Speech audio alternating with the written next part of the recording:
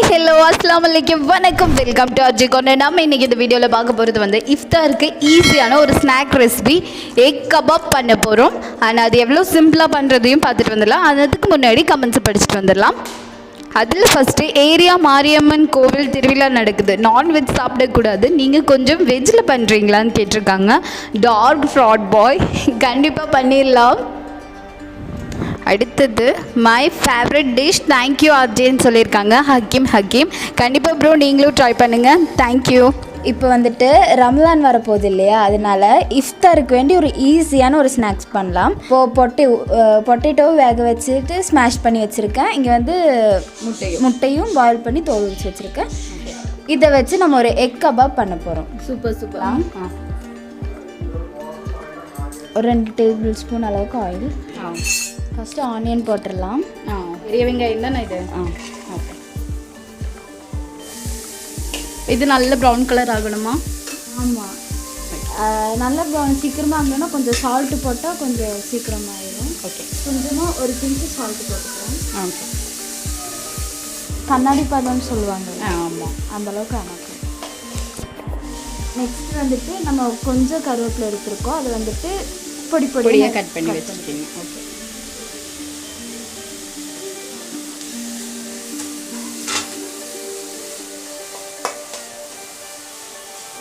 இனி வந்துட்டு நான் இந்த ஸ்பூன் அளவுக்கு, அதாவது 1 டேபிள் ஸ்பூன் அளவுக்கு நான் வந்து ஜிஞ்சர் கார்லிக் பேஸ்ட் எடுத்திருக்கேன்.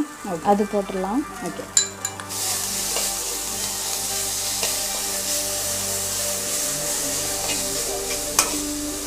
அடுத்ததான் வந்துட்டு ஜிஞ்சர் கார்லிக் பேஸ்ட் எடுத்தேன் இல்லையா, அதே அளவுக்கு அதில் ஒரு டேபிள் ஸ்பூன் அளவுக்கு வந்து சிக்கன் மசாலா எடுத்திருக்கேன். ஓகே. உங்ககிட்ட மட்டன் மசாலா இருந்தாலும் மட்டன் மசாலா போட்டுக்கலாம். அதுவும் இல்லைன்னா மிளகாய் தூள், மஞ்சள் தூள் போட்டுக்கலாம்.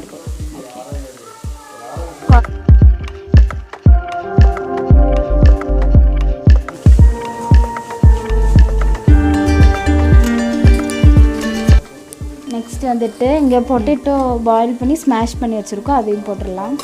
6 எக்கு எடுத்திருக்கோம், அதனால 1/2 கிலோ பொட்டேட்டோ எடுத்திருக்கோம். வந்துட்டு நல்லா கிளறி விட்டுக்கலாம், மசாலாஸ் எல்லாம் மிக்ஸ் ஆகிற வரைக்கும். ஓகே. அதுக்கப்புறம் உங்களுக்கு வந்துட்டு காரம் வேணும்னா கொஞ்சம் மிளகா பொடியும் போட்டுக்கலாம்.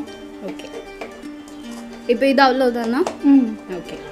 நெக்ஸ்ட்டு வந்து நம்ம ஸ்டஃப் பண்ணுறதுக்கு பேஸ்ட் பண்ணுவோம்ல, அதுக்கு வந்துட்டு 3 முட்டை மட்டும் தண்ணி எடுத்து வச்சுருக்கேன். அது வந்துட்டு நம்ம உடச்சி ஊற்றி நல்லா மிக்ஸ் பண்ணி விட்டுடலாம்.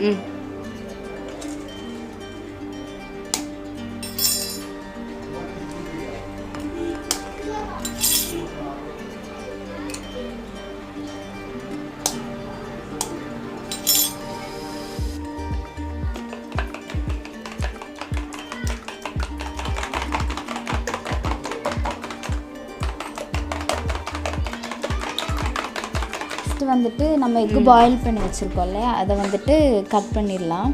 ஓகே. எப்படி கட் பண்ணி? ஃபஸ்ட்டு வந்துட்டு இந்த மாதிரி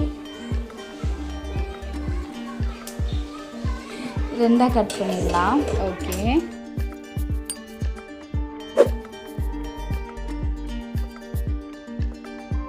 இந்த மாதிரி கட் பண்ணிட்டு ஓகே இப்படி கட் பண்ணலாம். Wow, super. ஸோ இது வந்து குட்டீஸ்களுக்கு இன்னும் ஈஸியாக இருக்கும் சாப்பிட்றதுக்கு. ஓகே, இப்படி பண்ணலாம். இப்போ நம்ம எப்படி பண்ண போகிறோம்? நம்ம வந்து இப்போ டெஸ்ட் வந்துட்டு இப்போ இந்த எக்கை வந்துட்டு எப்படி கோட் பண்ண போகிறோம் அப்படின்னு பார்க்கலாம். ஓகே. ஃபஸ்ட்டு கொஞ்சம் இது எடுத்துக்கிறேன். ஓகே. இது வந்து நம்ம பொட்டேட்டோ வந்து மசாலா பண்ணி வச்சது. ஓகே. ஆறிட்டு பண்ணிக்கோங்க, இல்லாட்டி கை பொள்ளிரும். ஆமாம். உள்ளங்கையில் வச்சு நல்லா ப்ரெஸ் பண்ணி கொடுத்துக்கோங்க. ஓகே. ஒரு எக் எடுத்து இப்படி வச்சிங்கன்னா மேலே இருக்கிற மஞ்சக்கரை வந்து கீழே விழுந்துடும். ஓகே. ஸோ திருப்பி வச்சா பெட்டராக இருக்கும். ஓகே. ஜஸ்ட் இப்படி கவர் பண்ணிக்கலாம். ஓகே. ஓகே. கொஞ்சம் முடி எடுத்துக்கலாம். ஓகே.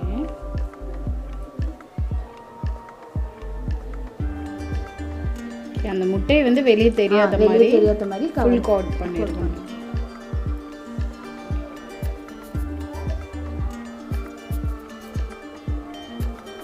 இப்போ வந்து நம்ம பண்ணி வச்சுருக்கோம். இந்த மாதிரி பண்ணியிருக்கோம்.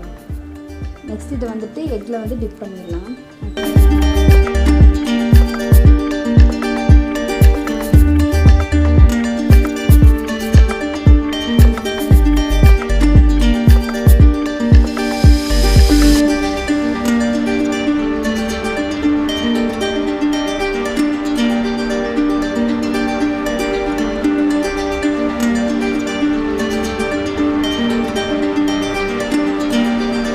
இந்த மாதிரி வந்து நம்ம பண்ணி எடுத்துக்கலாம். ஓகே, இது எக்ஸாக்ட் ஷேப். அதோட எண்ணெய் வந்து நல்லா சூடாயிருச்சு. இப்போ நம்ம வந்து பொரிச்சு எடுத்துடலாம்.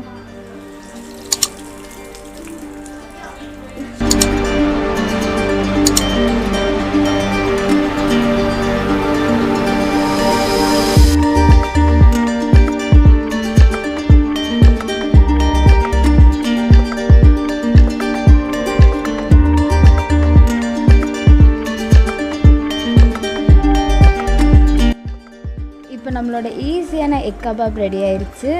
நான் சாஸ் வச்சு கார்னிஷ் பண்ணி வச்சுருக்கேன். இப்போ நான் உங்களுக்கு கட் பண்ணி காட்டுறேன். இங்கே பாருங்கள், இல்லை எவ்வளோ இதாக வந்திருக்குன்னு பாருங்கள். எக்கு ஸ்டஃப் பண்ணியிருக்கிறதும் நீட்டாக வந்திருக்கு. அப்படி பார்த்து சொல்லுங்கள். சூப்பர் ஆயிட்டுண்டா. സൂപ്പർ ആയിട്ടുണ്ട്. ലൈക്ക് ചെയ്യണം, സബ്സ്ക്രൈബ് ചെയ്യണം, ഷെയർ ചെയ്യണം. ഇത് രണ്ടാമത്തെ പീസ് ടേസ്റ്റ് ഉണ്ട്. ബൈ. Thank you.